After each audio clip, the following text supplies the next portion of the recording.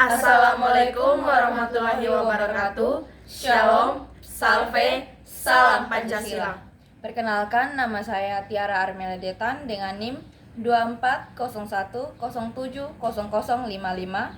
Saya Francisca Novrilia Cutari TE dengan NIM 2401070032. Saya Gloria Katarina Nabu dengan NIM 2401070064. Saya Misericordia Basfain dengan NIM 2401070002. Dan saya Ermelinda Zubita dengan NIM 2401070028. Jadi, tujuan kami membuat video ini adalah untuk memaparkan sedikit materi tentang etika dan juga untuk mengajak seluruh mahasiswa-mahasiswi yang ada di Indonesia untuk lebih giat lagi belajar dan juga mengerjakan tugas yang diberikan oleh Bapak Ibu dosen dengan konsisten serta mengumpulkannya dengan tepat waktu.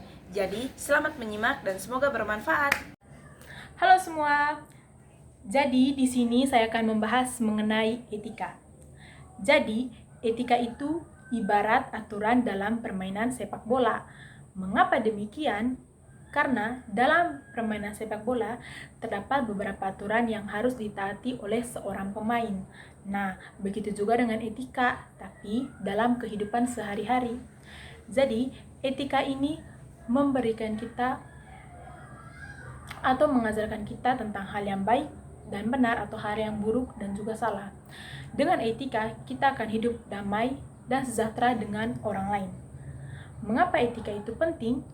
Karena yang pertama, agar hidup lebih teratur. Bayangkan kalau misalnya tidak ada aturan lalu lintas. Tentunya kacau kan teman-teman?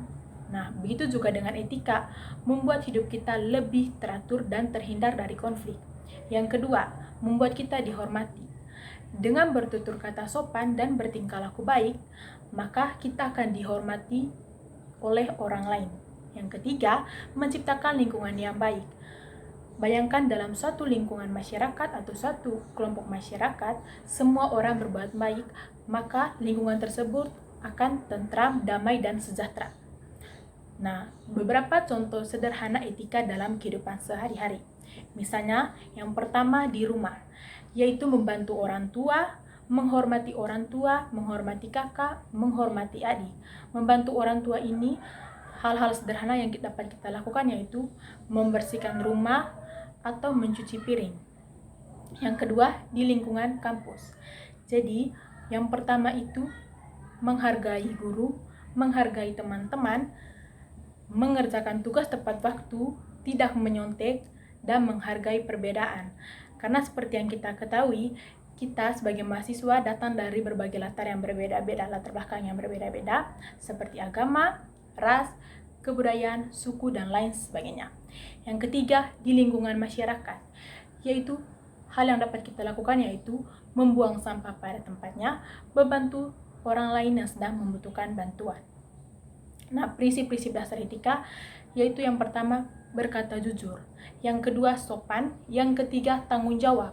Yang keempat, adil. Dan yang kelima, peduli. Nah, terdapat dilema etika. Dilema etika ini contohnya seperti ketika kita menemukan uang di jalan, pasti kita akan bingung dengan pilihan apakah kita mengambil uang tersebut atau mengembalikan uang tersebut. Nah, ini disebut dengan dilema etika. Untuk mengatasi dilema etika ini, kita perlu bertanya pada diri kita sendiri. Apakah tindakan yang kita lakukan ini baik atau justru tindakan ini dapat merugikan orang lain?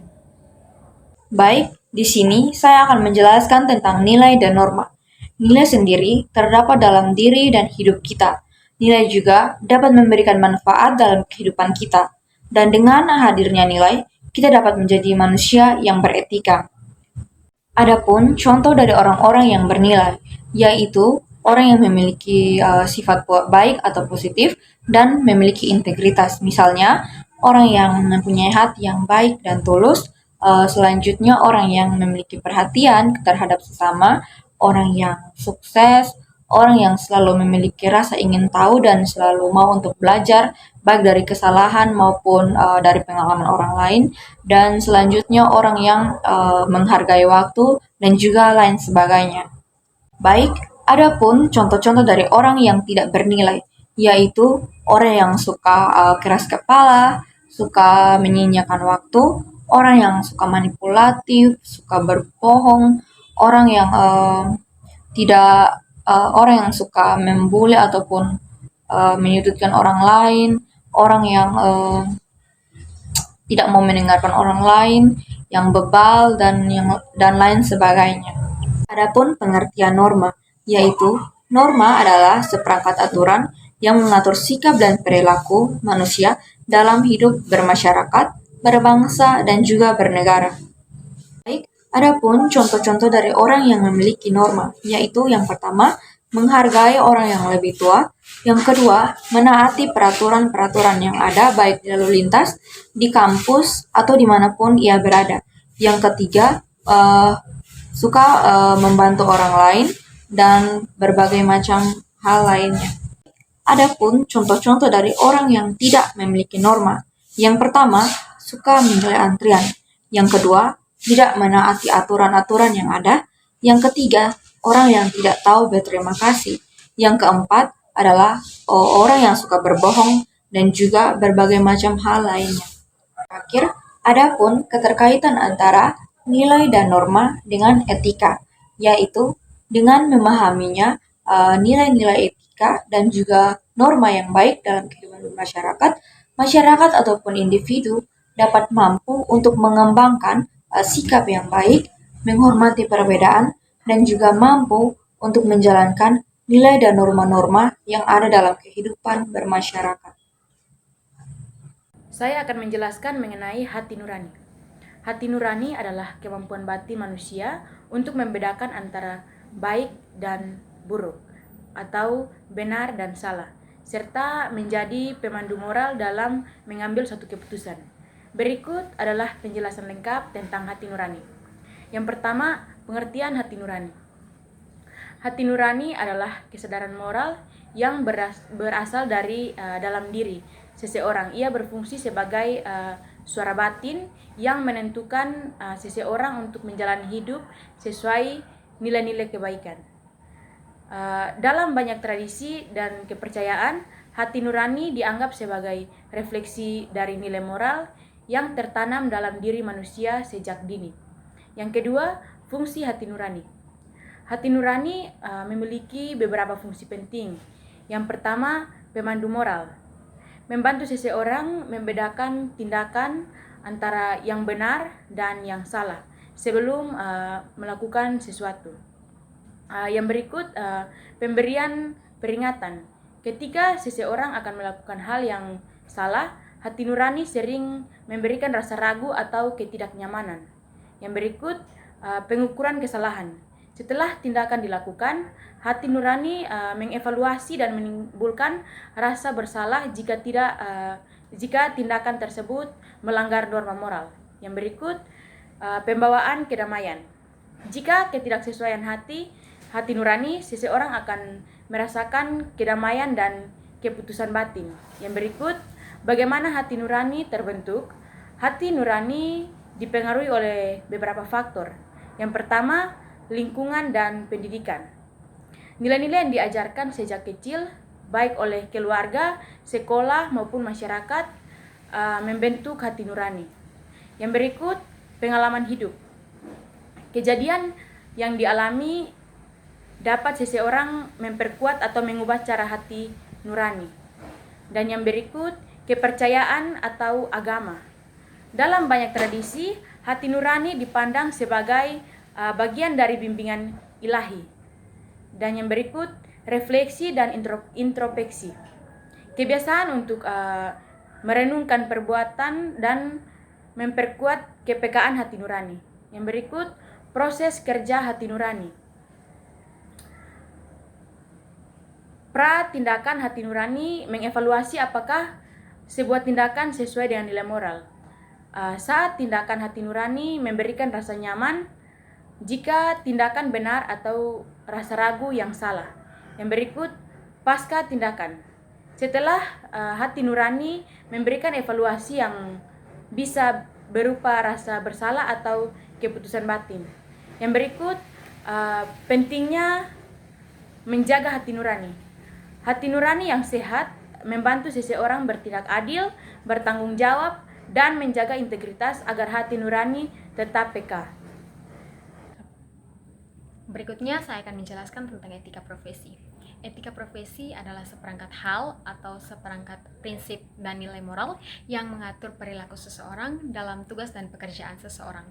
Hal ini mencangkup norma-norma yang diharapkan untuk diikuti oleh para profesional dalam menjalankan tugas dan pekerjaan mereka, serta tanggung jawab nilai dan moral terhadap rekan kerja dan masyarakat luas. Etika profesi juga mempunyai fungsi sebagai panduan untuk membantu para profesional dalam mengambil keputusan yang tepat dan bertanggung jawab. Adapun etika profesi dalam pendidikan multikultural yaitu yang pertama, moral, yang kedua, hukum, dan yang ketiga, kode etik. Dalam kita menjalankan profesi, maka kita semakin terhindar dengan konflik yang ada. Jika tanpa adanya etika profesi, maka kita semakin dekat dengan konflik yang ada. Dalam etika profesi, kita dapat menghadapi beberapa tantangan, yaitu yang pertama, kesadaran diri, yang kedua, integritas, yang ketiga, kepercayaan diri. Dalam menjalankan tugas sebagai guru, tidak hanya mengajar tetapi juga harus beretika dan bermoral. Etika dan norma untuk menjadi penunjuk atau pedoman sebagai guru dalam melakukan hal-hal baik sesuai dengan nilai dan norma di masyarakat. Etika profesi guru adalah seperangkat norma dan prinsip yang mengatur perilaku dan tanggung jawab seseorang untuk menjalankan sebuah tugas dan profesinya. Etika ini sangat penting untuk memastikan bahwa proses pendidikan berlangsung dengan baik. Dalam etika profesional ini kita menciptakan lingkungan belajar yang positif dan bagi siswa untuk dapat pembelajaran yang baik. Berikutnya adalah beberapa aspek yang penting dalam profesi guru, yaitu yang pertama, pengertian etika profesi guru.